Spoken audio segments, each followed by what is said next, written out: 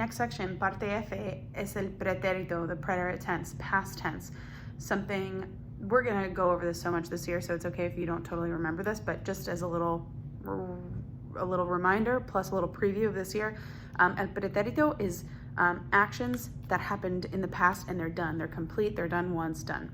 Okay, so we have our AR, ER, and IR endings up here.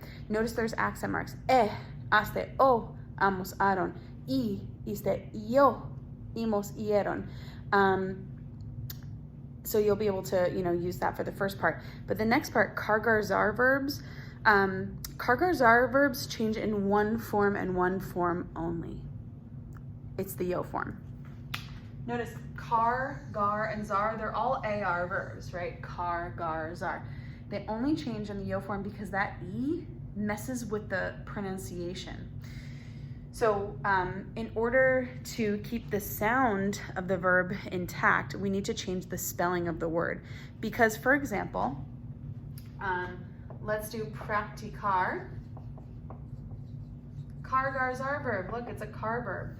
I'm going to just do the other forms first. Can you see? Yes. Okay. So actually, I'm going to fill out my chart like practique, practique, practique, practique. I'm going to fill in my stem. And then I'm going to fill in my endings. I'm going to grab another color.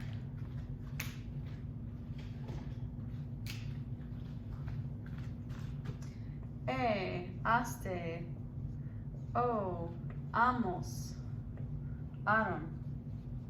So you can see, okay, practicaste, that sounds like practicar. Practico, that sounds like practicar. Practicamos, practicaron, yeah, that sounds like practicar. But what happens with C and E next to each other? Practice, practice. That does not sound like practicar anymore, right? If we have C and E next to each other, it says practice. And so in order to get it to sound like practicar again, we have to change this spelling here to a Q-U-E to get that hard K sound again. So if we weren't spelling it, kargar-zar verbs would not be a thing, right? You would say, okay, practique, practicar, practique, practicaste.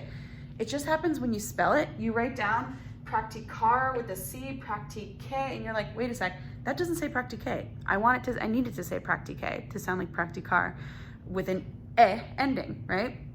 But it doesn't look like that. So you need to change the spelling to match what you say, to match how it sounds.